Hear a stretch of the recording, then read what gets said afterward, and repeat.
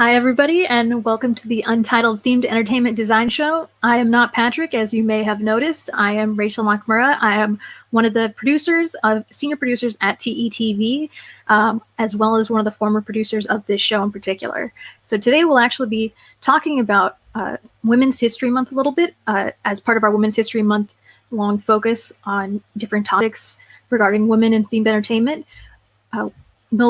Today, since it's International Women's Day, we'll be discussing more about being a young woman in themed entertainment and what the intersectionality of being both young and being female in the industry, what that means. Here at TETV, we're really dedicated to, discussing these sort of conversations year round and truly listening and amplifying the voices of marginalized groups. And one of the shows that we've recently launched, Harriet B's Daughters, is a show that focuses on hearing more about women's issues in themed entertainment. And we are dedicated to staying inclusive and diverse throughout the year. I highly recommend that you check that show out once you get a chance and catch future episodes of it. So, hi, again, I'm Rachel. I'm currently produced a TETV show called Freelancer Showcase, presented by Slice Creative Network, where we showcase different freelancers in the themed entertainment industry. Formerly, I actually produced this show, and I'm a product manager and producer who started in the tech industry at companies like Facebook, Instagram, and Microsoft. But I have a deep, deep passion for immersive experience design that I'm seeking to bridge with my past experience. So that's enough about me, and today's topic we'll be getting to is something that I suggested back when we at TETV were discussing possible concepts and topics to focus on during Women's History Month. We'll be talking about things that I wanted to hear when I was first getting involved in the industry a couple years ago. And so this is really a lot for young women who are looking for validation and guidance, as well as for anybody in the themed entertainment industry to understand sort of the unconscious bias and the ways we can be more active in being inclusive and understanding what people's positions and systemic issues have been in the past. So without further ado, we'll be talking to some of my fantastic guests. Hey, thanks, Emily. And yeah, let's bring them on. Hi. Hi. Hi, Elle. Thanks so much for coming on. Thank you. If you wouldn't mind going, maybe Luisa, if you wanted to start and introduce yourself. Yeah, hi, I'm Luisa. I got my start in the theater industry as a stage manager in Miami, Florida. Worked my way over to Los Angeles, started working at Universal Studios Hollywood in many capacities as a show crew member, as a stage manager, ultimately leading up to being the assistant production manager for Halloween Horror Nights 2020 last year, which unfortunately we did not get to mount, but it was a great ride. And now currently working as a freelance stage manager out here in LA. I'm very excited to be here. Happy International Women's Day. Awesome. Thank you. And Allison, if you wouldn't mind going next. Absolutely. Hi, I'm Allison Fox. I currently work as a show director at Universal Studios Hollywood, and we've been closed for about a year now. So out of that was born a new themed entertainment company that I started with my partner called 8820. And I just have a huge love for live theater, immersive theater, any type of theater, really. I got my start as a performer, actually, and I've been performing since I was about 13 years old. So it's been part of my lifeblood my whole life, and I absolutely just love the industry and love the ability to do something new and exciting and bring life and art to new people every day. And I'm thrilled to be here. Thanks, Allison. Bonnie. Hi, my name is Bonnie Hallman. I am the director of creative for a company called Mycotoo, which is in the themed entertainment space. We actually bridge the gap a little bit at Mycotoo. We do traditional theme park design, so your actual attraction design, show elements, those kinds of things, but we also border on live activation. So a lot of the Halloween events that you guys have all, I'm sure, attended. We do the Queen Mary at Dark Harbor. We did Dark Horizon in Orlando 2 years ago. And we do a lot of experiential marketing activation. So I wrote and co-directed the Game of Thrones activation at South by Southwest, as well as the Westworld that was out at South by Southwest. And so, yeah, we kind of bridge that gap between. So sometimes I'm directing in theme parks, and then sometimes I'm directing in kind of immersive experiential worlds. That's fantastic. And thrilled to be here as well. Thank you. Yeah, with Luisa and myself sort of taking the we were fairly new to the industry, whereas Bonnie and Allison have been more established in their careers and have already experienced breaking as a young woman into the industry. So with that, let's get started. If I think something that we'd like to address first would be what your experience of breaking into the industry was and how being a woman affected that. Luisa, if you wouldn't mind starting us off.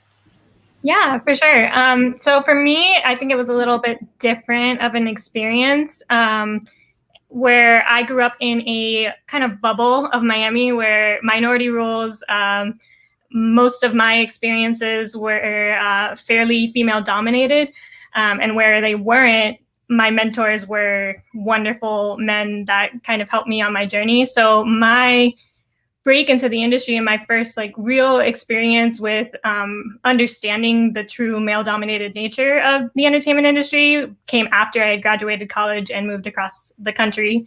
But up until that point, it was, I wouldn't say it was easy. It was definitely hard. I don't think anything that makes you work 14, 16-hour days is ever going to be easy. But I would say a lot of it just wasn't in my scope of reality at that point as a young woman. What were some of the, I guess, events that made you sort of cognizant of your gender and awareness that this is a male-dominated space? I think one of the first things was when I started reaching out to stage managers and wanting to shadow stage managers as tours would come through Miami. Almost all of them were male. And it was very different from my experience in college where pretty much all of us were female stage managers. And so that was kind of the view that I had of the world. I was like, oh, this is just a female dominated field. Not that I thought I was going to have it easy, but I was like, I feel very prepared to go into this industry. And then as I started meeting more and more professional stage managers, the scope of females out there kind of shrunk.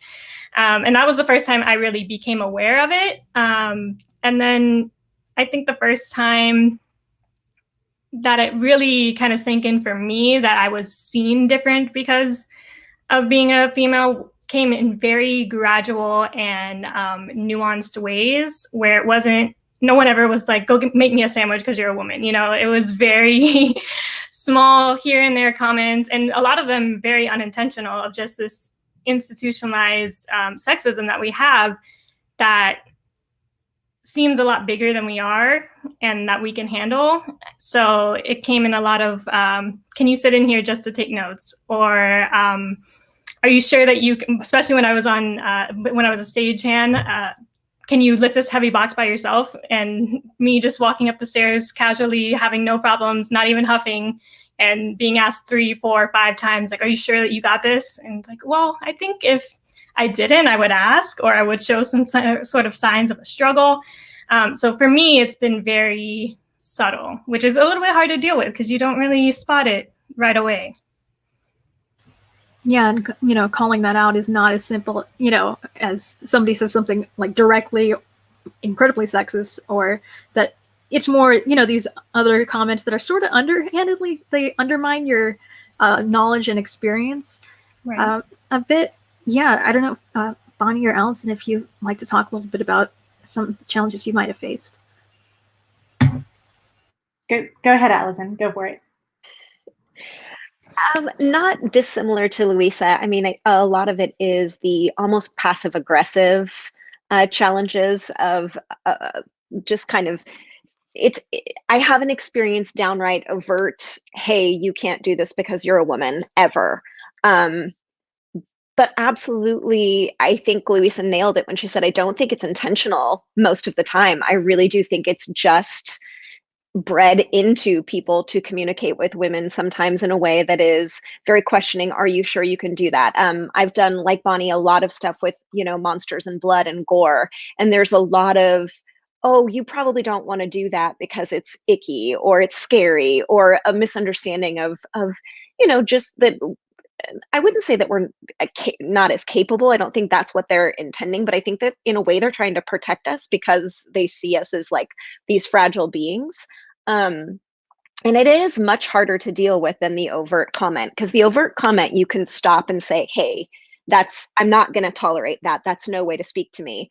But when somebody's doing it in a passive aggressive kind of just sleight of mouth way, it's a lot harder to address. And I think it takes a lot more energy on our part as women to be there for each other, to do things like in the room where if you hear it, or if you see a woman not speaking in a meeting, say, hey, Luisa, what's your take on this? I noticed, you seem like you had something to say. Just really make sure that we can be there for each other and teach others how to be there for us as well, and recognize those little things to kind of just retrain the brain to not have those patterns anymore. Yeah, Allison, I like what you just said. I like to call it a sexism grenade, where someone throws it and it takes a while for it to explode. And very often you don't realize it until a few minutes after the fact. And then exactly what you said, which is when it's overt and in your face, that's stoppable, because you can put your finger on it and you can say, okay, that was wrong. And everyone in the room understands it was wrong. When you get a sexism grenade, you kind of have this weird, like, wait, did he mean that? Was that supposed to be something that wait, I'm confused. And then by the time you kind of wrap your brain around it, the moment has so far passed that it feels weird to bring up again. And very often, if you do, you kind of find yourself in this place where everyone's like, what are you talking about? That's not what that was about. So it's an interesting situation. And so I think the longer you go in your career, the more you'll be able to pinpoint it when things are happening like that. And also, and this, please don't misinterpret the next sentence that I'm about to say, because it's absolutely institutional and it's there. But also trying to pinpoint, was that said because I was a woman, or was that said because I'm in the position I'm in, or because I am younger than this person who is in charge at this particular point, or because this person feels threatened, or because, so there's a little bit of that too. You gotta, it was Tina Fey once who said, it's not women against men, it's women against everybody. And so it's just kind of finding the comfortable balance in how you communicate with everyone in your workplace. That's the ultimate challenge that women have far more than men do. Yeah, and you bring up some really, really excellent points about, the expectations of managing those situations, sort of the effort that it takes to communicate and sort of manage the conversations. That's something that we had talked about a little bit earlier before we did the show, but something I think that's worth talking about now. If Allison, if I know you were really good at sort of explaining that point in a better way than I am. Well, we were talking earlier about I think this is a woman's superpower, but I think this is something that goes for anybody that wants to work in any industry. And I think it's invaluable in the entertainment industry. You need to read your audience. You need to communicate to your audience in a way that they are going to receive the information. So that means if your audience is your client, if your audience is an actual audience, if your audience is your peers, if your audience is your team, whatever it is, as a good leader, you need to figure out how to disseminate that information in a way that's going to be absorbed and that's going to make everyone ultimately successful and on the same page. And as a woman, I think we have to do that a little more than maybe a man would, but I also think we're way better at it than men are. I think that we have a keen understanding. And I think that inherently, I know for myself, I'm definitely a people pleaser. And so that part is very natural, but learning how to be that pleaser helps to hone the skills to figure out exactly how to craft a message so that the people that you're working with are going to hear it in the best way possible. And that has been a huge asset to me throughout my career, for sure. I don't know about Luisa and Bonnie, but I would say that that's crafting your message, no matter who you're speaking to, is just so important. It is. I mean, we as women, you want to say, I'm going to burst in there and knock down every door, and I am woman, hear me roar, and I'm going to speak, and you're going to listen, and blah, blah, blah. That's not the way to do it. And that's not a woman versus man thing. That's a human in the workplace thing. And so what you don't want to happen is, sexism gets lost in a shuffle of just kind of loud voices. And the way to attack it is to try and speak to people on an individual level. And how do you do that? You figure out what a person's, this is a bad example, but what's that person's love language? What does that person respond to very, very well? And there are some people who like one-on-one personal things. There are some people who respond very well to humor. There are some people who respond very well, like extraordinarily direct in short sentences, and there's nothing else in the email other than your question. And once you kind of figure that out, then you can start to crack the code of the people around you. That's how you make change. Of course, burning your bra and screaming through a bullhorn at a women's march is also a fantastic way to make change, but it's not going to help you directly in this moment right now in this board meeting. Yeah, I agree. And I think a core part of my personality that I've just kind of taken into the workplace is leading with empathy. And especially when it comes to things like unintentional sexism, that's so important because if someone inadvertently says something and then you come at them super hard, they, one, probably aren't going to change because they believe that you don't think they can, might get defensive. It might just blow up the situation. And so there's a time and a place, and I agree with both of these ladies in that when you lead with that kind of kindness, with that empathy, and not in an overly kind way where you just let yourself get walked all over, but where you really try to understand other human beings, and especially in the entertainment industry where everyone's feelings are this big, that it helps so much to just try and find out where someone's coming from. I know when I was first starting out, a male coworker was shocked. I was helping another female coworker tape out something, and she got to the end and she had 3 more inches, and she was like, oh dang, we gotta scoot it down, we gotta scoot the tape measure down. I was like, no, on the side of the tape measure it'll tell you what the width of it is, and you just got a little bit more, so you don't have to move anything. And he was like, oh, good girl, like that. I was like, and it was not necessarily that he thought that I was incapable. The surprise was a little bit offensive, but what happened was that he was very much older than I am. He had a daughter that looked like me. And when he was talking to me, that was where he was coming from, and that was his perspective. And that doesn't make it right. And it didn't make it necessarily less offensive, but it did make it hurt a little bit less, that he didn't just assume that I wasn't capable and that it really was just a slip of the tongue. It really was that he just didn't have that full perspective of why that was offensive. And then after we had conversations, and after thankfully some other female coworkers, rallied around me and kind of talked to him as well in that same empathetic manner of like, we know you didn't mean this. We know that you're coming from a good place. This is why this is offensive, and very just matter-of-factually explained it to him. It made a huge difference. And it's something that I know he took into his next career. So I think it's really just very important to kind of find out who you're talking to, try and reach them on a human level.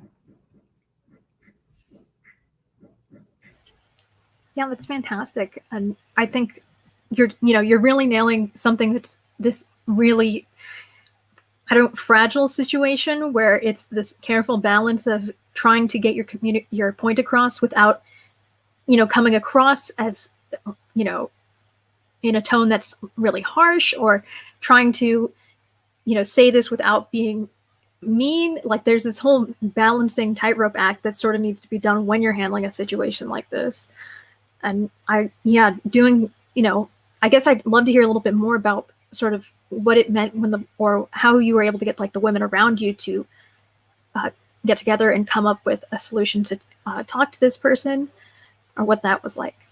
Yeah, I think it helped that we were all kind of young women, because we all had understood that ageism and the intersectionality of that along with sexism, and where that has kind of impacted our careers.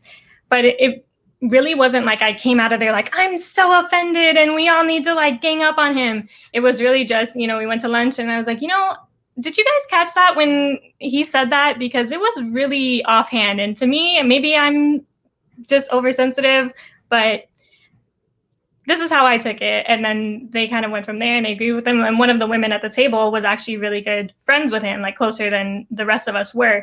And she kind of took it on herself to go and talk to him separately before we had gotten to him, so that he kind of had that prepared. And she kind of laid the table out for us to be able to bring that conversation forward. So I really think that finding allies that way is so, so important. And it's unfortunate that we can't just go through life without having these allies. But I also think it's kind of a beautiful thing to have this worldwide sisterhood of like, we have been through this. I know what you're going through. Let me help you. Especially as, you move up in your career and the person before you reaches their hand out and says, let me help you into this next step in your career. I know that it's tough when you first come up. So I think it's really important to find those allies in men as well. I've had amazing male mentors. I've had amazing men that sit in meetings with me and like, did you just hear what Luisa said? She just said that, and kind of, amplify my voice, which I think is very important as well to celebrate. Yeah, and I think you're bringing up a really good point of talking about these female allies and the sort of, personal connection, the dynamic that affects, you try and say that the workplace dynamic is separate from the personal dynamics, but they bleed together so much. I think it'd be worthwhile hearing maybe Bonnie, if you had any of those relationships or female allies, how you made those connections and then what that meant for you as you were moving through your career. Yeah, absolutely. As much as I appreciate being called a young woman in themed entertainment, I assure you that title is way back there, like, 15 plus years. But when I came up in the career, I kind of fell into it accidentally because everyone my age did, because there were no programs. There was nothing like this. There was nothing like TETV for you to watch. I think SCAD is a program now, and I know Art Center has a program, and I think there's another national one that's escaping my mind right now.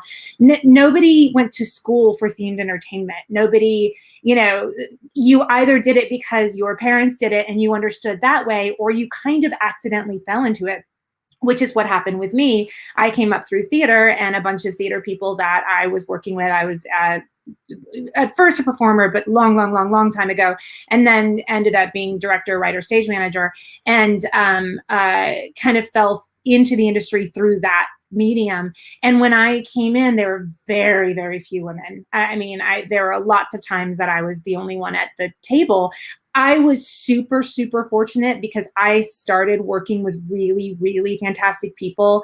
Though Mycotoo, the company I'm with now, had not yet been formed, I was working with the partners that formed Mycotoo. All very strong allies. One of them is a woman, Free Forgenham, who's an unbelievable person. David Wally is kind of my mentor, and he is, even though he is a older straight white man, he is an incredible ally to anybody who looks like me or looks like us on this panel. Same thing, the other two partners, Cliff and Seth, are also unbelievable to, kind of breaking down those barriers for women. So I was lucky that I started working with them many years ago. And then when they formed Mycotoo, I hopped on board with that. But it was hard to find women around when I was coming up. So when you did, you kind of clung to them. And the issue too is there's a sense, and I feel like the tide is shifting a little, and I might be wrong about this, but it almost felt a little like sometimes you would find women who didn't want to be your friend because it made, for some reason, there was a stigma about that, oh, we don't want to be the catty women over here in the corner. I'm one of the guys. And there was always this need to be like, no, I don't like women. I'm one of the guys. And that very much, I feel like the tide's shifting, which is fantastic. And it's because of things like this and conversations like this. But there's very much this, Allison said it great. Being a woman in this industry is a superpower. In any industry, it's a superpower, but like the understanding the nuances that we have to understand and understanding how to speak to people coming, as much as it sucks that we've had to kind of manipulate ourselves to get people's attention in the right way, it was also incredible training ground. I mean, we got training that men didn't get because they didn't have to. So on the one hand, they're lucky they didn't have to, but on the other, they didn't get it. So they don't have it. And there's very much, I can't tell you, every single day, there's something that happens where I'm able to communicate in a way or manipulate in a way or, make a decision in a way that makes me go, oh, had I not struggled 20 years ago when I was first starting, I wouldn't have been able to do that.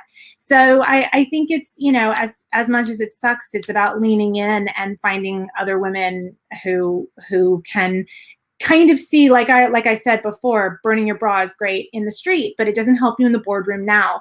So what is the problem you have in the boardroom now? How do we fix it now? And I think that's where those skills come into play. And again, conversations like this are completely vital.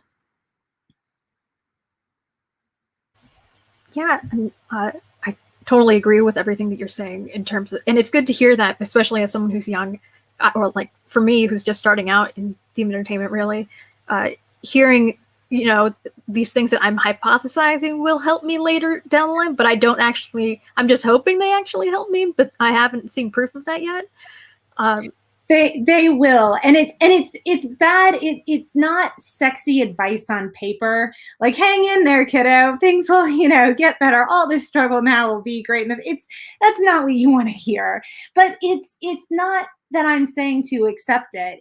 If something is a problem, you address it. You figure it out. You band with other women exactly what Luisa did, and you make any grievances known, but it's the just knowing that any little hurdle that you have, I mean, it's that old stupid Nike t-shirt, pain is what is it, like pain is weakness leaving the body or something like that. I mean, it's just any little grievances you have, you can either let it derail you or you can let it teach you.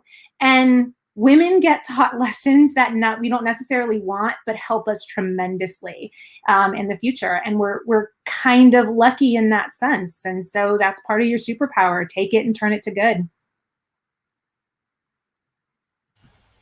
Thank you. And Allison, I don't know if you have any thoughts on this as well.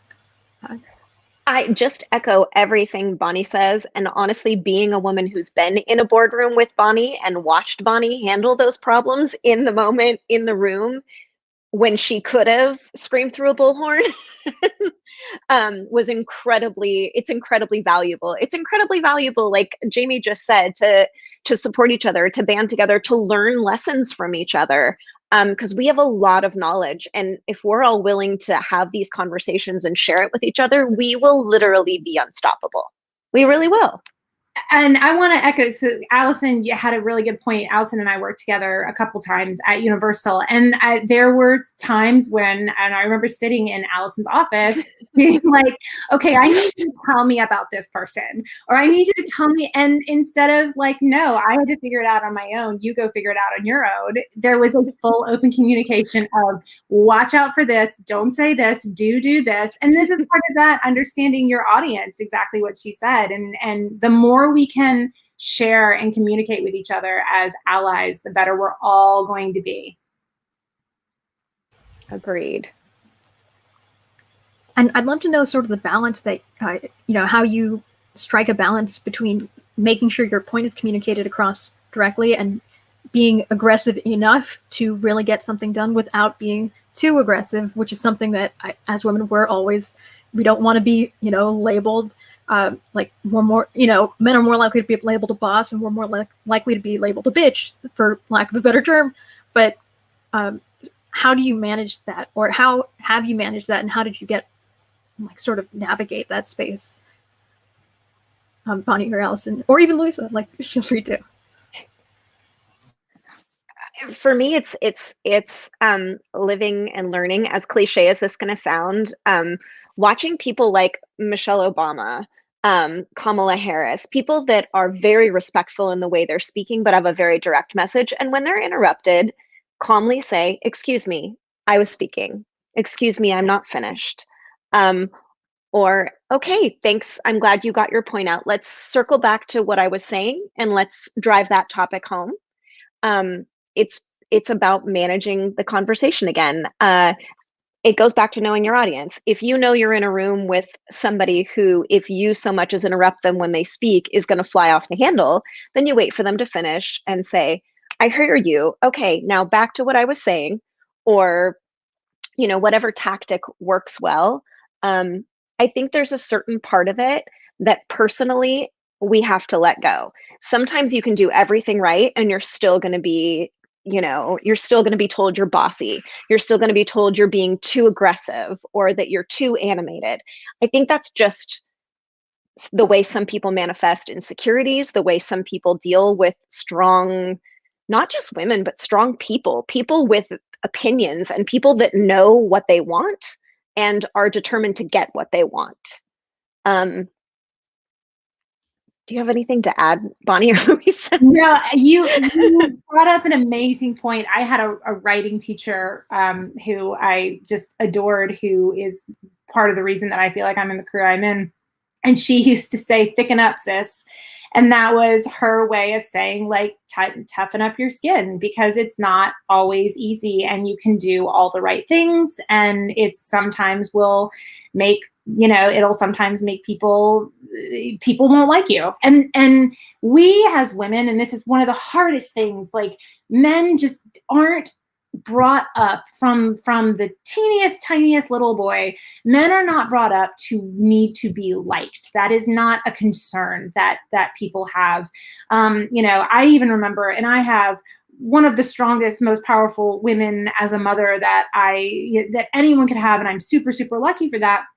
I remember being 5, getting in a little 5-year-old argument with a friend. And I remember specifically my mother saying, "Well, do you think she doesn't like you anymore?"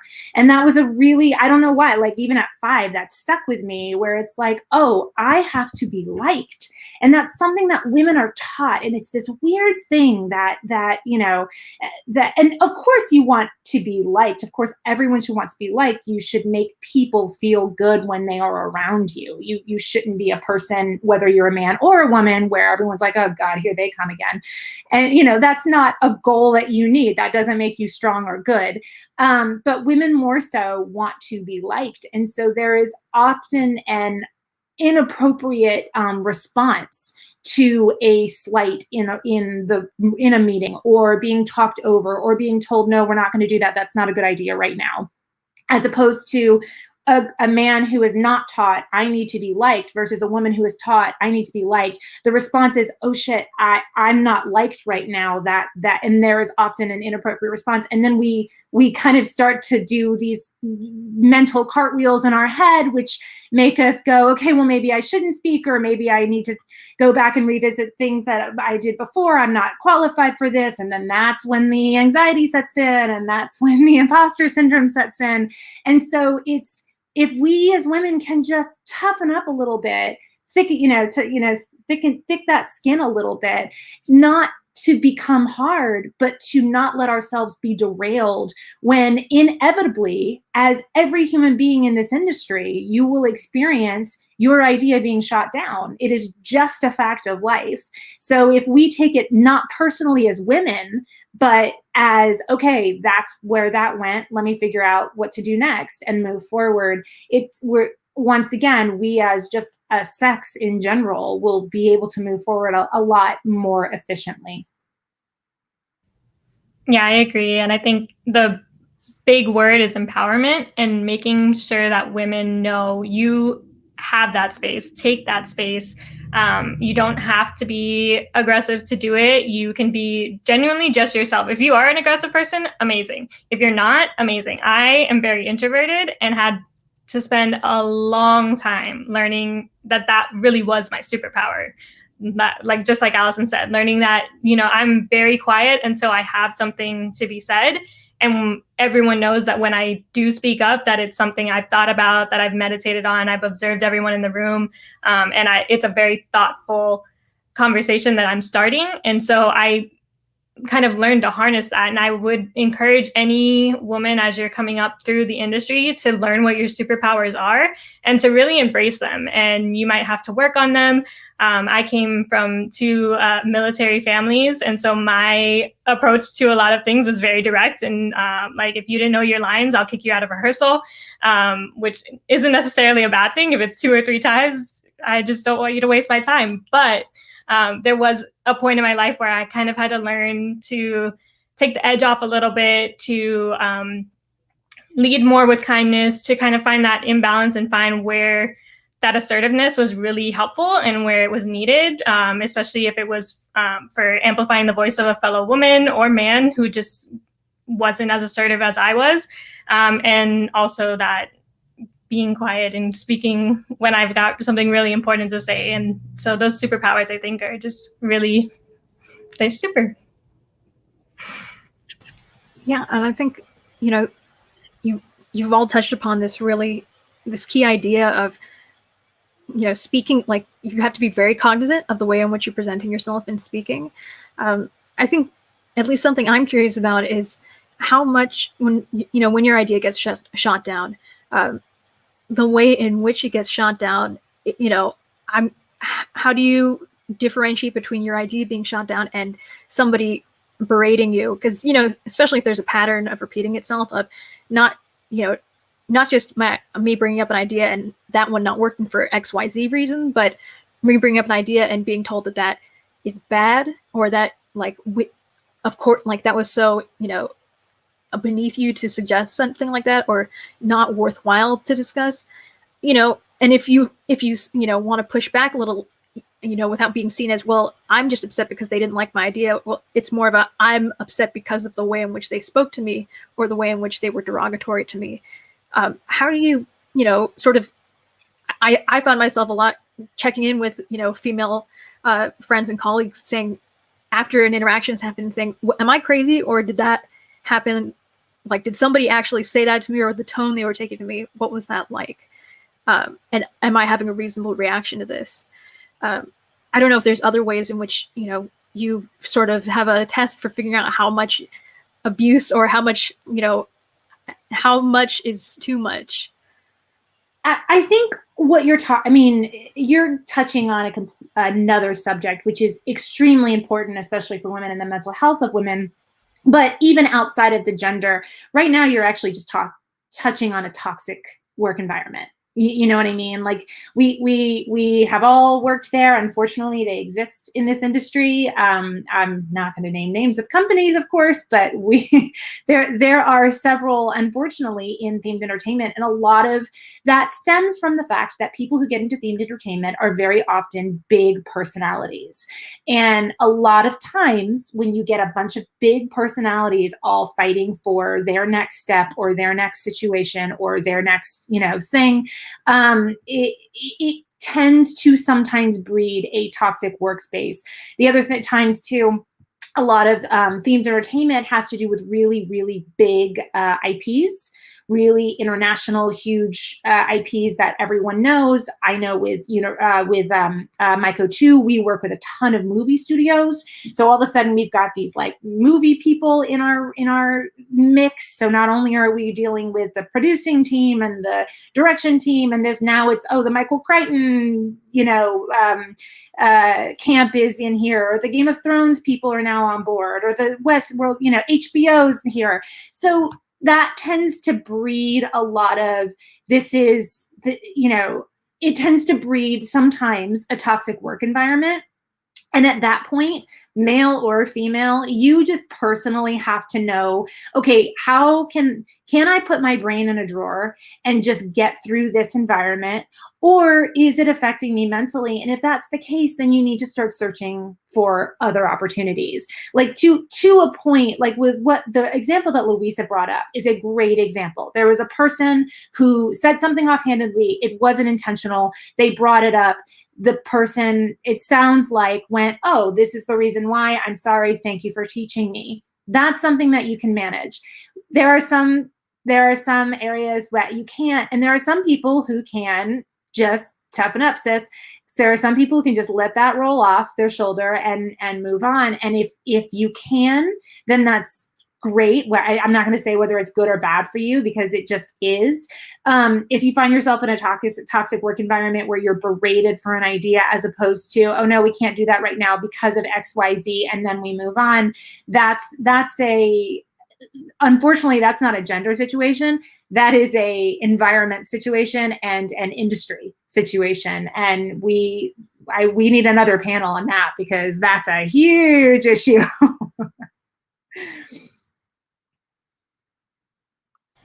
I have kind of a question to piggyback on that, if that's okay, Rachel. I'm wondering, Bonnie, when you're in a situation and you are pitching something and it's a viable, you think it's a viable idea, and then a male counterpart pitches a very similar idea and they decide to go with that one versus the one you put forth, how do you delineate how to react to that situation?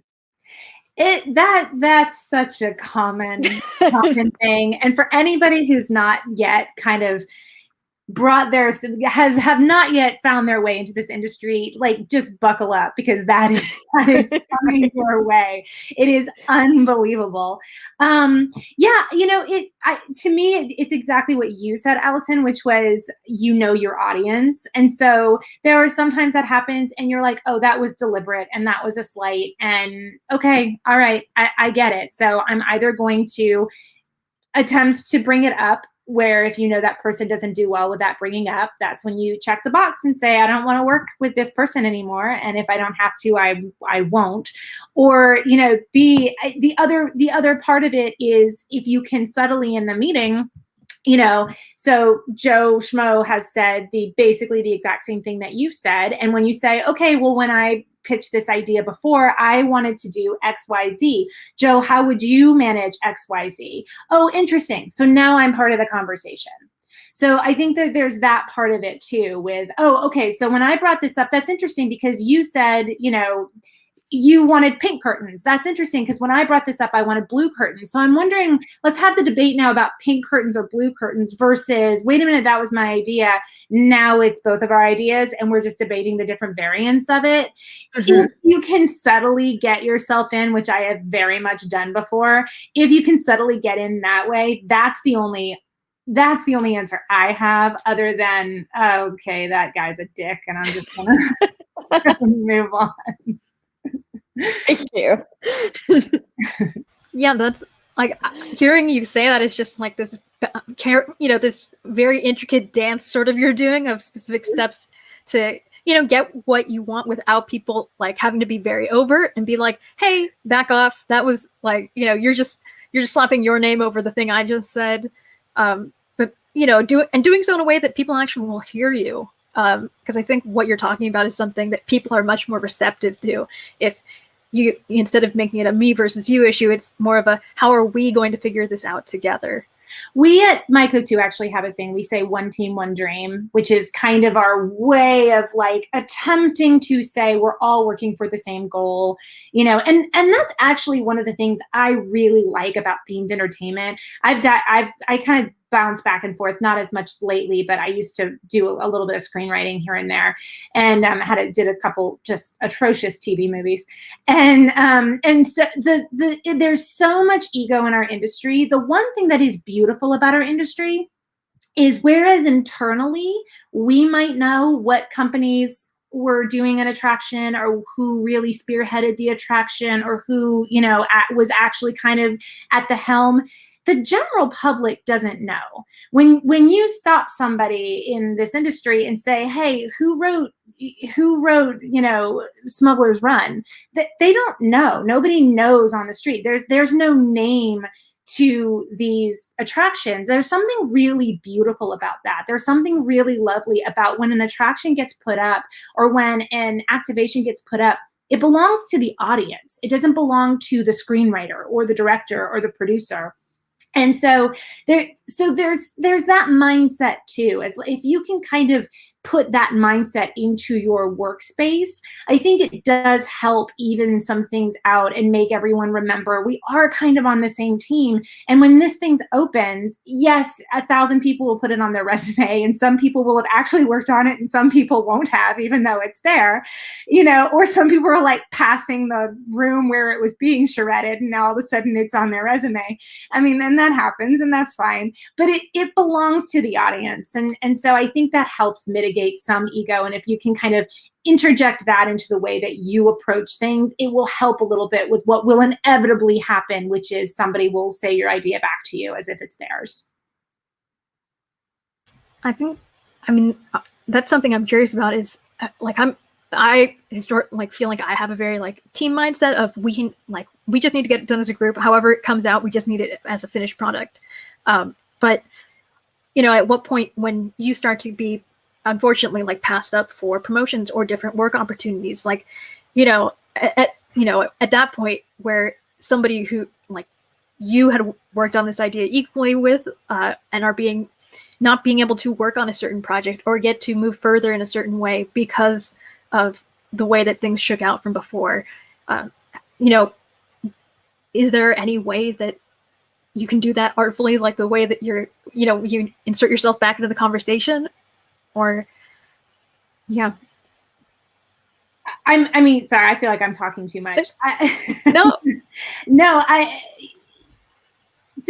My experience, and this might not be everybody's experience, so I'd love to hear what Luisa and what Allison have to say, but my experience is that not usually the cream rises to the top. Usually your work is not completely ignored, maybe by a direct boss, but not by the one above that. Or maybe, and yes, it absolutely happens where, you do all the work and then all of a sudden your boss is like, okay, well, when we went in and wrote this, and it's like, you wrote nothing of that, or when we went in and directed this, or when we whatever. And that's going to happen. But 9 times out of 10, and Allison and Luisa, please jump in. I feel like if you're truly doing the work, you're not going to get passed over for big opportunities. It's going to be seen, and you're going to be seen. So as long as you, continue to work in the way that you know how and the way that you know best, I think you'll ultimately end up on top. And if you don't, that's a toxic work environment. That's when you need to move on.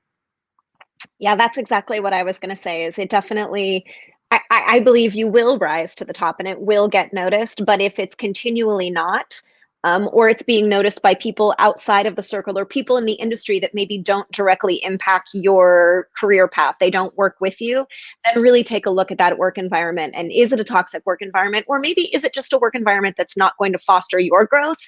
And maybe you should seek out those relationships from those people that are noticing and see if there's a path they can help you forage. Yeah, and I think for me, the way that I have really found out that I was in a toxic work environment was just by asking questions. If I got passed up for something and a male counterpart got it, I would ask why, and not in a aggressive, I am Latina and I'm female, so what's the deal? I should have gotten it, but in those times I ask, and truly most of the time I get genuine feedback of where I could have gone. I could have done better in an interview, or how my work on a certain project was not my full potential and they knew that, or just that it wasn't the right time for me because I'm 26. There's various reasons, and for me it has helped to just not be afraid to ask those questions, because at first I really was. I would just kind of sit there in the imposter syndrome and the letting the wheels start to gear, and why didn't I get that? How are they better? Is it because I'm Latin? Is it because I'm a woman? Just letting your brain run with it, and learning to unlearn, I guess, that kind of mentality, and just go in there and ask. And especially if you're if you found an ally in your direct report and you can ask, why did so-and-so's idea get pushed through and mine didn't? Usually you'll find that they're honest with you. And I've had many amazing women that have gone before me and that I directly report to, that I can just go and have a genuine conversation. And I know that they're going to be honest with me because they genuinely want me to grow as a stage manager, as a production manager, as a woman, person, whatever. It's such a great way to neutralize that, something that could easily be like a loaded question or like a very dangerous conversation, I guess, of things that could potentially get aggressive or touchy. I think that's such a great way of diffusing that and making it more of a learning opportunity rather than just, feeling slighted or let down. Yeah, and I think it's important to go in there with the mentality of, I'm asking you this because I want to improve. I'm not attacking. I'm not saying, why didn't I get this? I should have gotten it. I'm going in there. Clearly, there's a reason that I didn't get this promotion or my idea didn't go through. Can you help me understand? Because right now I don't. And really let that conversation go from there. And for me personally, I found it to work wonders. And I'm still learning. I'm only, 4 years out of graduating college, but that's what works for me. That's just genuinely thank you for this insight, because I'm just like sitting here writing notes with all the things that you all are saying, thinking, oh my God, that is something like I should be trying to do that more in the future when I hit roadblocks like that. I'd like to take a question from our comments, if that's okay with everybody. Patrick asked a great question about do you have any advice to students, young men and older men, on how to properly support women in the industry?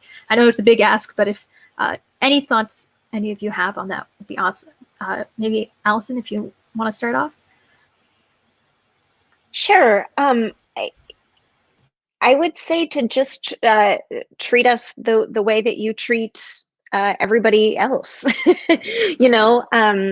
Make sure that we're communicated to, and not with kid gloves, but just talk to us. We're here. We want to learn. Amplify our voices when you know that our voice isn't being heard. Be that guy in the meeting that says, hey, you know what, Allison had this great idea in the hallway. Allison, why don't you go ahead and tell him about it? Or, Todd, that sounds a lot like what Allison was saying earlier. Maybe you two can talk about that.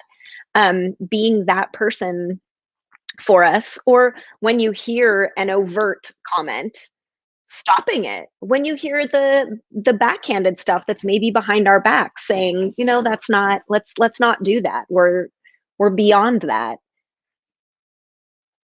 That would be the baseline for me. I'm sure there's way more we can add on to, but just the baseline.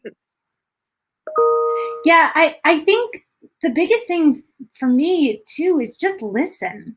That I can't tell you how many the term gaslighting that came into our zeitgeist in relatively recent way is such an interesting term, because I can't tell you how many times where you bring something up. This is how I feel. Well, no, he didn't mean that. I'm like, okay, but you're not, that's not listening. What I'm saying is, this is what this was the interaction that we had, and this is the response that I'm having to it. Well, that's wrong. And it's like, that's not helpful, and it's not going to move the conversation forward. You're immediately cutting it off and making us feel like we are not being listened to, and we're crazy. That's the other part of it. It's the hardest part about being a female in a male-dominated industry is when you're the one who thinks like this, and everyone's over here going, no, what you're thinking is wrong. Well, what I'm thinking is not wrong. I might be perceiving it differently, so let's have that conversation. But I think just listening, like truly listening, is a huge, huge thing that a lot of men need to learn how to do a lot better. And I think it goes back to that empathy thing, and really just reaching out to your female counterparts and coworkers and trying to see where they're coming from, and really like truly understand, because I've had conversations with close male friends where I've just explained my workday and said, I went to work and someone commented on my heels being too high or something like that, or my lipstick or whatever it was. And they're like, I have literally never walked into work and thought that everyone else around me is thinking about what I'm wearing. And just acknowledging that as a privilege to have, and then helping kind of break that down on the other end, I think is just super important. And it all starts with conversation. It starts with those friendships and genuine friendships. Just have friendships with women, talk to women, and look for places that have female leaders, because being led by a woman teaches you a whole lot about respect and about the power that women have in and of themselves. So I think it's just really important to kind of step outside of yourself and really put yourself in their shoes. It's not easy. It's not easy for any of us to empathize with another human, no matter what. But putting that effort into, I think, really makes a difference.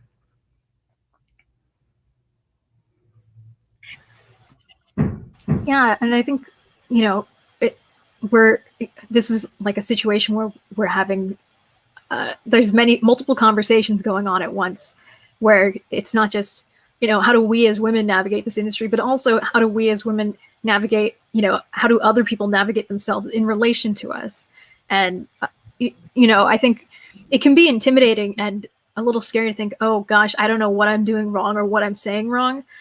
I think something I would say regarding, what others can do to be more active in advocating for women is, asking questions when you don't know. Like there's, instead of being like, oh, I can't say, like, ask them about this because it might be offensive to them. Just say, hey, I don't know how this will come off, but I'm genuinely ignorant about this subject, or I am not sure of how to proceed, and I don't know if you're the right person who I should be asking, but if you could please, direct me to a resource or to somewhere where I could educate myself on this, or to someone who, does know more about this and wouldn't mind explaining this to me. I think, just being humble and, just saying exactly that you don't know what's going on is a lot better than saying, well, I meant it. I didn't really mean it. Like, I would have never said it like this. Just being like, oh, I messed up, and then own up to that and say, I will do better in the future. And I have heard you, and I'm going to learn and grow from this experience.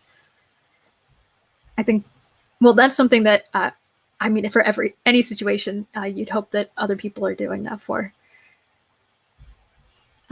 Yeah, I think, I don't know if we want to talk a little bit more about sort of the idea of your commitment in themed entertainment. I know this is a little different from what we've just been talking about, but the work-life balance of themed entertainment and how much you want to prove yourselves as not only as a person, but as a woman, that you want to be there just as badly as the men next to you. Or Bonnie, if you want to talk a little bit about struggling, like juggling between being a mom and then also being like really good, excellent at your job and being an excellent mom at the same time. Yeah, it's tough, because me talking about work-life balance and boundaries, it's like Trump giving a lecture on like being respectful on Twitter. Like it's a little bit tough. It's something I super struggle with. I was answering emails while I was in labor at the hospital, so like this is the pot and the kettle and the spatula, and for me it's. What I will say is, for me, it's not so much a need to prove myself. It's just kind of how I'm wired. So there's that. And I think there's kind of understanding your truth and what you need. It is tough as a mom, especially in this industry where, I know with our company, we work overseas a lot. So I'm up at odd times on calls at weird times. And then, yes, you had a 4 a.m. call, but that doesn't mean you're not working from 9 to 6. And then there's a thing due. And then, I've got a 14-month-old. So it's a little bit nutty. It's hard. And I think just being super upfront has been really helpful to me. There's been, there have been multiple times during, of course, we're 90% at home, at least for my company right now. But there have been multiple times where I'll get a thing from her, school, from my daughter's daycare, and it'll be like, hey, heads up, she seems to be feeling a little off. We're going to watch her for 10 minutes and we'll let her know. Well, at the top of a meeting, I say, hey guys, I'm expecting a call from my daughter's daycare, and at some point I'm going to exit and take it. So and that always just works way better than backtracking in and turning off the camera and going away. And everyone's like, oh, well, that's okay. What, Bon, are you there? We thought, where are you? And so I think I think just being super upfront about that. And I think that there's a lot to be said too when you're even doing entrance interviews or job interviews of, what's the work-life balance? Tell me a typical day here. And then kind of setting up your boundaries and sticking to them. You teach people how you want to be treated. And when the more you give there, the more they'll take. And sometimes it's hard. It goes back to that toughened skin. It's sometimes that's a thing you've got to deal with, where I was trying to get you last night at 8. Well, my phone wasn't on because I had left the office. So I wish I had more enlightened things to say other than you have to set your boundaries and then stick to them. Absolutely. And Lisa or Allison, I mean, work-life balance, even though we're not all necessarily moms, although I know that Allison and I are both dog moms. If you wouldn't mind talking a little bit more about how you've navigated this work-life balance issue or the commitment and the need to prove yourself. I think for me, it's definitely gotten easier as time has gone on. Your first year or so in the industry, you're scared to even say, I need to go home. Like you just work until you drop. And especially, when I was in college, I was 18, 19, I had all the energy to do that. And not that I'm like 80 years old now, but I definitely don't have the energy at 26 that I did at 18. And I have more responsibility. I have, a rent to pay. I have bills to pay. I have a home to take care of that I didn't have to do when I was living with my parents and living it up at college.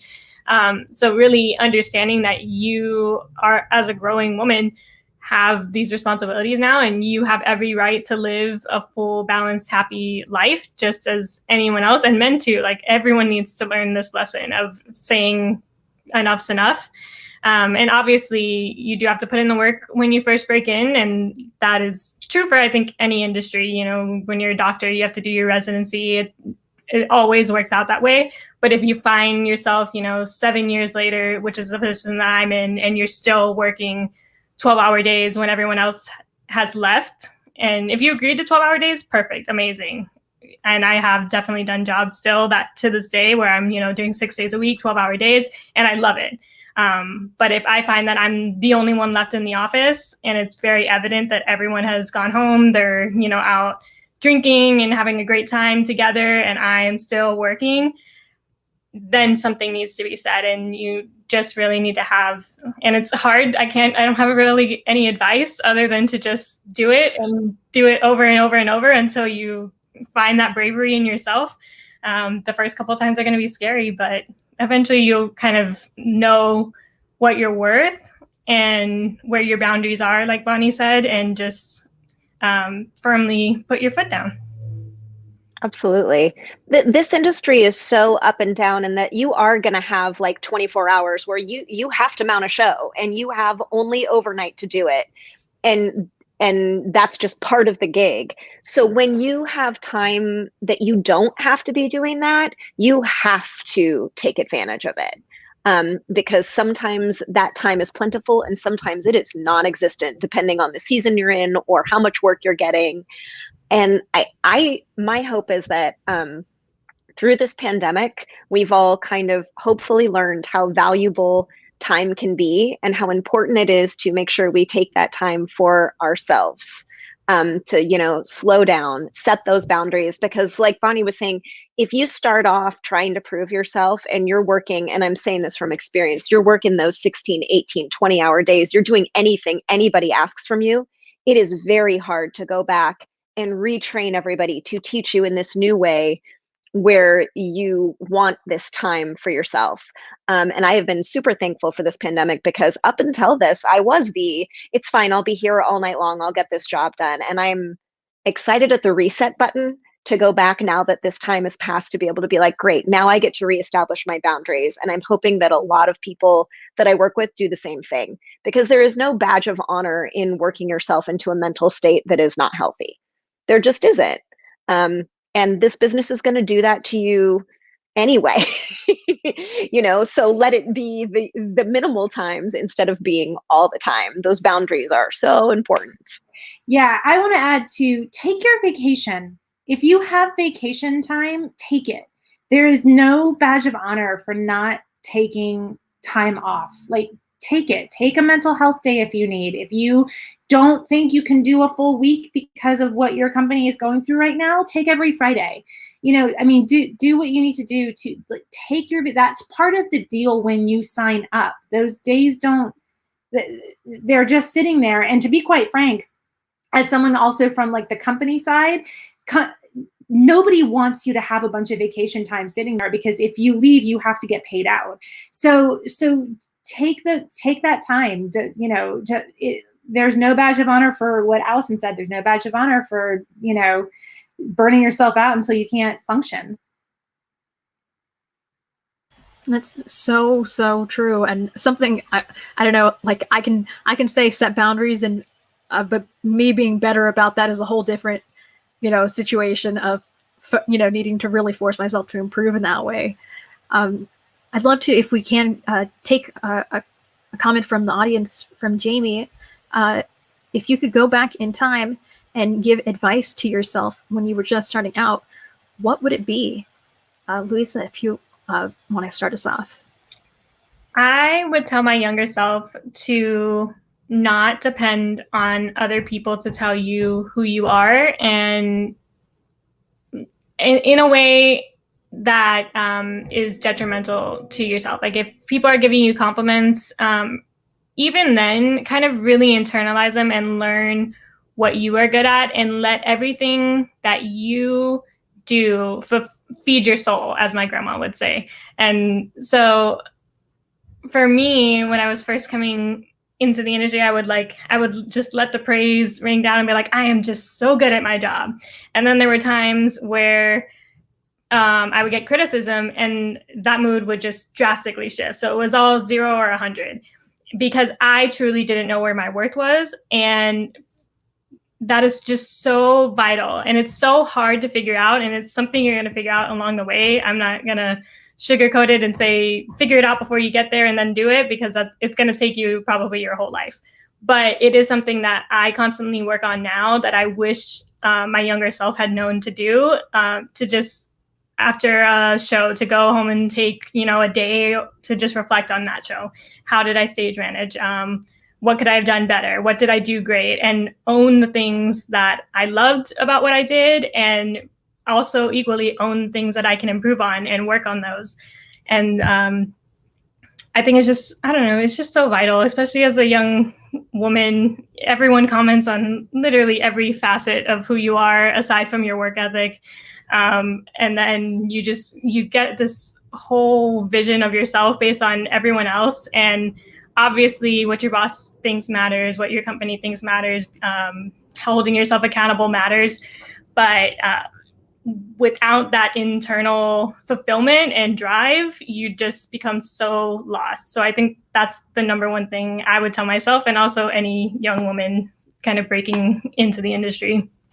Yeah, and before we get to Allison and Bonnie, if anybody has any other questions or comments that they would like to ask or want us to discuss, please do so in the comments. We are reading them. We will hear you. Allison, if you wouldn't mind going next. Sure.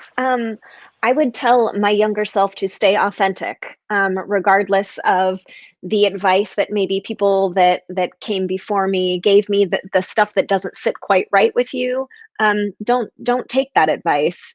Be authentic, be who you are, learn, grow, make yourself the best version of yourself, but stay true to you, be authentic.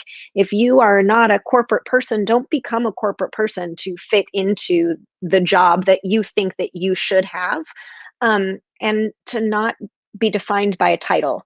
Titles are nothing. They don't define you. Experience, love for what you do, joy, and authenticity. That's, for me, the most important. I feel like titles mean nothing in this industry. It needs to get printed on my gravestone. Right? How many panels I've been on, I'm like, titles mean nothing in this industry. Yeah, Don't beat yourself up over them. They don't matter. No, they mean nothing in this industry. It's that terrible, terrible joke. It's a horrible Hollywood joke. That's like, what is an associate producer? It's what you give your secretary instead of a raise. It means nothing. It means nothing in this industry. Everyone needs to stop like centering their entire world and self-worth around their title. Absolutely. 100%. Yeah, Bonnie, do you have any advice for yourself? Yes. I would say, I think two things. One is you should not be the smartest person in the room. So don't beat yourself up if you're not. If you're the smartest person in the room, you're in the wrong room. You're not going to grow like that. You should be around people who are better at the things you want to be better at. So it kind of goes towards Allison's, really grow and learn from people. And I think the other is you 100% should fail. You 100% should mess up. I think we, especially as women, we don't take failure very well. The only way you grow in major big ways is to mess up. Own up to your mistakes, absolutely. But if you're failing, it means that you're trying something new. It's you're giving yourself permission to be bad at something. That means that you're in the opening parts of learning something new, and that's really exciting and really good. And when we stick to just the one thing that we're really good at all the time, we don't really grow. And so I think if you fail, it means that you're moving forward, which feels counterintuitive, but it's absolutely what it means. I think, honestly, it's what you're saying. All of what you're saying is something that I need to keep repeating to myself even now, like logically knowing that something is true versus forcing myself to really believe and then practice these, like the ideas of reiterating that failure is normal and happens, and that's where growth occurs. It's just, that's maybe the mantra or the post-it I should have on my mirror in the morning of, okay, just, stop holding yourself to such an impossible really standard that nobody else is holding you to, and something that no human could actually possibly hold up to once it put on that pedestal. But yeah, I think a lot of what you're saying is just it's stuff that I wish I could go back even like a couple of years or to the beginning of college and like tell myself that you were going to mess up like 5 million times, but it's going to be a brute force sort of thing where you're going to figure out all the things that don't work for you or things that you're not as good at before you find one that works. Otherwise, you're never going to find the perfect thing on your first go, on your first try. And, by doing all these other things that you don't like or don't know, that you're figuring out where you fit in that whole situation. Patrick's comment about the canceling his business cards that say Chief Visionary Executive Creative Officer of Dreams. Patrick, titles mean nothing. You can put whatever the hell you want on your business card. I should have a card that says like VCR repairman. Like it means nothing to this industry. Stop putting your self-worth on it. You put whatever you want on your business card. And yeah, I think, talking a little bit more about, I guess something that this is changing subjects a little bit, but something that I think is also worth addressing is we've been talking a lot about themed entertainment as a sort of from a production side or from the management side. I don't know if Allison, if you want to talk a little bit more about, what operating and performance sides of the industry look like. Sure. They're similar in the way that people interact. A little bit of a different mindset, I would say. I mean, an operational side, you're going to come from the logistics of it. So as a creative person, you can get some pushback from your operational folks because they see things in queue lines and understanding the function of how many people are going to get through a meet and greet in 30 seconds versus what is the experience you're having in the meet and greet. And having worked on both sides of that, if you're listening out there and you want to be in this industry, I would encourage you, if you have the opportunity, to observe some operation stuff, to learn some operational background, because it really helps you in communicating your vision to an operational person to help them understand how it can be executed, instead of just getting that like painful, it's never going to work right from the get-go, which hurts us creative folks so very much. And then coming from a performer standpoint as well, it helps you well round out understanding the experience and understanding what you're putting into the experience. So when you're writing something, you're writing it from okay, this is how the performer would deliver this. These are the challenges the performer is going to come up with. These are the challenges maybe an operational counterpart would come up with. So I find that having kind of all sides of that experience have been really beneficial for me. I'm not saying like go out and do 30 years of performing or whatever, but if you have the opportunity to talk with people that have worked in these other avenues and gather knowledge, it's certainly, I've found, very helpful. I would say some of the biggest challenges in theme park mounting specifically is going to be working alongside operational counterparts. They just have a different mentality. They're very goal driven, and they're coming at it not from an experiential standpoint, but from a very fiscal, practical standpoint of, we can afford 6 stanchions. That means that we can only have 10 people in line, which means your experience can be 5 seconds long. And being able to finesse that and understand how to still either make your experience great in 5 seconds, or understand maybe some other way to combat your 6 stanchions and do a different experience over here before they move over here. It's super helpful knowledge, because there is, and I know Bonnie and Luisa, I know you can both speak to this.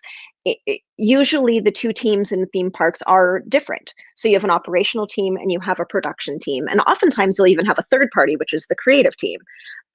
Sometimes they all overlap, sometimes they don't. And a lot of times what'll happen is the production team, the creative team will come up with this beautiful concept. They will get these wonderful costumes. They will rehearse these fantastic performers. And then on a dress rehearsal, you're introduced to your operational counterparts, who then will tell you everything you've done is wrong. Not to shoot down operational folks, but because there isn't a bridging of those 2 things often sooner, it can become tough to navigate later on. So the more knowledge you have of all of that, the easier you're going to make it for everyone you're working with, and the more well-rounded your experience can be.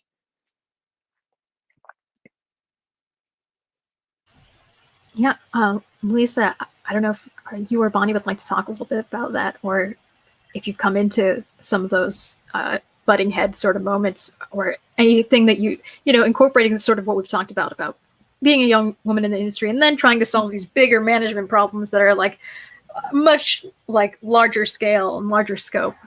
Yeah, definitely. And being on mostly the production side my whole life, although I have been a performer and I hated every second of it. So I have that empathy. I don't know how you guys do this. And I'm just so in awe that you choose to do this for a living.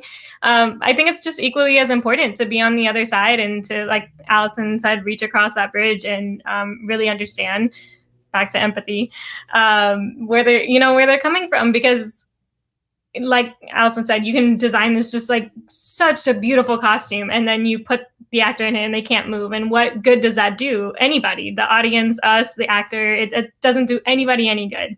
And themed entertainment is just so nuanced of an industry, in that I think probably more than almost any entertainment industry, it really needs everyone working together through the entire process. And bringing that operations in the end hasn't really worked out for a lot of the things that I have been a part of. So I think it's just very important to understand that there is an end goal. And if we're that one team, one dream thing working, if we're all working toward it from beginning to end together, then we're going to accomplish something that's beautiful, that we hand off to that audience, and that we, hands off, take a step back, and maybe no one knows our name, but it's beautiful and everyone is having a great time. And you can really tell that, especially for things like immersive theater and themed entertainment, where if everyone on the stage or in the venue is having a terrible time, believe me, everyone walking through there can tell. So I think it's really on us on that process to that opening night to really band together and to work like that. Yeah, absolutely. it's weird. Theme park, I think, more than any other job that I am aware of, your brain has to be in so many different places in order to do it successfully. I write attractions for a living, but when I write an attraction, that's that's a country mile from from a queue, which is also a country mile from the HVAC system, which is a country mile from how does the emergency exit, and you as a person have to kind of be able to stitch all that together. And I think one of the biggest things is, as frustrating as it can be, you just have to listen. You have to listen to the people who know. You have to walk over to your tech director when you're mid script and go, am I writing a $17 million gag in the middle of a queue that I know won't make it? And when the tech director says, yeah, that's going to get V'd out immediately. Okay, great. Okay, let's fix the problem. Just work the steps, work the problem section by section. And it's for live performances, it's for theme park, traditional attractions. There's so much that goes into it. And when you refuse to listen to any part of it, but the section you're in charge of, that's just a setup for failure. It is just a frantic juggling, the sort of keeping all these different plates spinning, without dropping any of the other ones, but, right. Getting new ones added in periodically and also having to keep those spinning. It's such an, almost like it's an art form really of balancing those and making sure everything looks seamless and isn't obvious how much frantic energy went into it when on the guest side. And a bit of advice for anybody who's coming up at this industry. There's a person I used to work with a lot. We always called him Dr. No, because he just flat out would always just say no to everything. Don't be that person. Say, when someone comes to you and says, this is what we need to do, and it's not going to work. Okay, that's not going to work. But what will work is this. So it's very much, you need to protect your part of it, but you also try and like these other brilliant ladies have said, come with empathy. And if the most annoying thing in the world is, no, that won't work, end of conversation. Everything's possible. You just have to figure out how to do it. So don't be that one cog in the wheel that, says, nope, this isn't it. This isn't working. It is working. You just have to figure out how to make it work. So it sort of goes back to that, the improv yes rule. That instead of no, yes, and making it something that people can really build off of, and having that a conversation that goes somewhere and helps further a situation instead of just end of story. Guess we're not going to consider that or talk about it. Yeah. This is more relevant now that since we've been in the pandemic and physical themed experiences have been, reduced significantly. Sort of, if we want to talk a little bit about navigating social media and LinkedIn as, navigating the digital world as a woman in the industry. Allison, if you wouldn't mind giving us your thoughts first. Sure.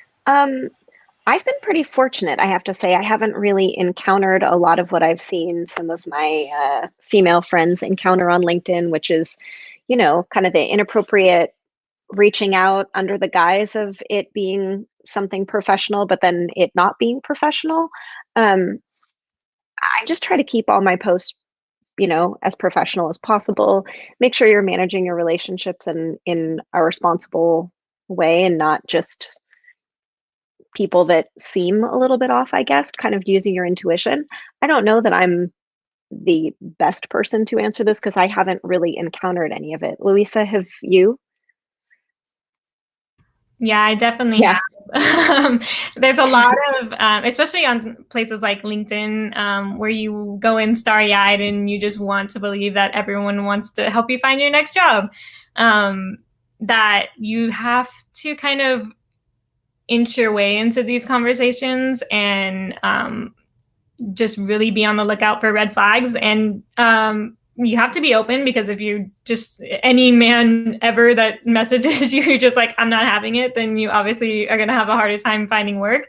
But there are very clear flags, in my opinion, where it starts to turn into, oh, this is not a job opportunity. You're trying to get something else here. And this may not be the best way, but I kind of go off how many people, but when someone wants to connect with me, how many people in common we have. If it's like 30 plus, then I'm like, okay. Or if they worked at Universal, then I kind of get that connection and we'll talk to them. I've talked to people at Universal Orlando that are men, just randomly through LinkedIn, just because we had both worked at a Universal, and that was our common ground, and that was totally fine. And it ended in, this is how things were in California, and this is how things are in Florida, and that's it. But if someone is, I don't know, maybe not even in the entertainment industry and has one friend in common and is sending me a connection, I kind of question it a little bit. Sometimes I will know that person and we just truly only have one friend in common. But most of the time, in my experience, if someone doesn't have that many workers in common with you and they're trying to immediately get into your DMs and just ask a whole bunch of personal questions, that's where I kind of just delete and move on. Yeah, I totally agree. It's frustrating that this is even something that we have to discuss or deal with, but like the amount of creepy men who are trying to pick up women on LinkedIn, instead of reading the room a bit and knowing that we're looking for a job, not you. There's just, you have to be, like when you're on the street and walking in, it's late at night, and you have to, if I see like a man coming towards me the other direction, doesn't matter who it is, I will get my keys in my hand and get ready, like the self-defense sort of thing. Like, having to do that digitally is like, there has to, you want to keep yourself safe and your information safe and your bubble safe, because you don't want this person to like infiltrate your sort of sphere, I guess, of communication and, socialization that you have. I totally agree with what Jamie's saying in the comments about, the predatory behavior. There's honestly, I don't even know if I have a good suggestion for people who are dealing with it, more that, having somebody you can go to that you feel safe with, or having a friend that you can check in with and say, hey, if you, come get me at this time, make an, sort of the things that you set up for if you're in a bar and you want, and there's some guy talking to you that you don't want talking to you and won't catch the hint, you have your friend interrupt or call to get you out of that situation. I think that's, having those safeguards set up in the work industry as well, in these mixer situations. Or even if you don't know anybody there, if you see somebody who looks nice and like you catch their, eye contact with them when you're having this unfortunate interaction, hoping that you can just tell them really quick, can you, bail me out of this situation? Or, most people I feel like people would be more receptive to helping someone out, because a lot of people have been in that situation. It is unfortunate. Sometimes these TEA mixers, or not just TEA, any of these industry mixers, can really feel like a bar situation versus a networking situation, which is silly and dumb. It's exactly that. When you go to one of these TEA mixers, or I'm trying not to call out TEA because it could be anything, but check in with someone at the beginning, at the middle, and at the end. I mean, like always. And the other thing too, if you don't know anyone, because it's not something like, oh, you shouldn't go alone. You should absolutely go alone. It's a networking event. One of the first women you meet, if you see somebody, ask them if you're getting a weird vibe, ask if that person knows that person.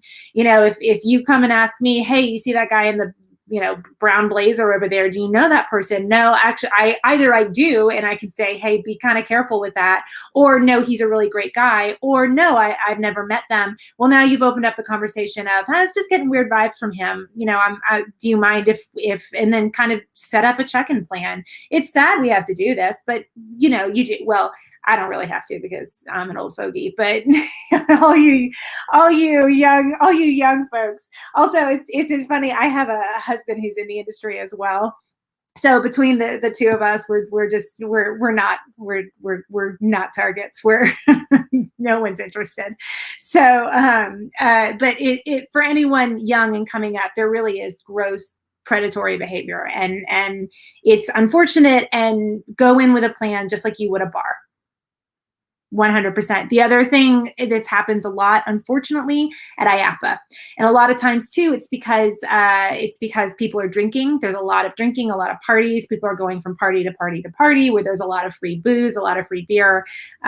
I hate, it sounds, as I'm coming out with this, it sounds like I'm, saying, well, if you drink, you're inviting this behavior. Obviously, I'm not saying that in any way, shape, or form, but be aware when you're going to a place that has a ton of free alcohol, that's when the behavior starts to escalate sometimes. So just acknowledge it. Again, how do you fix the problem right here, right now?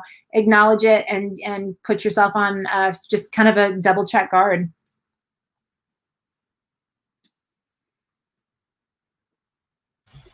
Yeah, I think, this is something that, I'm still going to be thinking about as we move forward into this unfamiliar, half in pandemic, starting to come out of quarantine sort of situation where the jobs are starting to come back.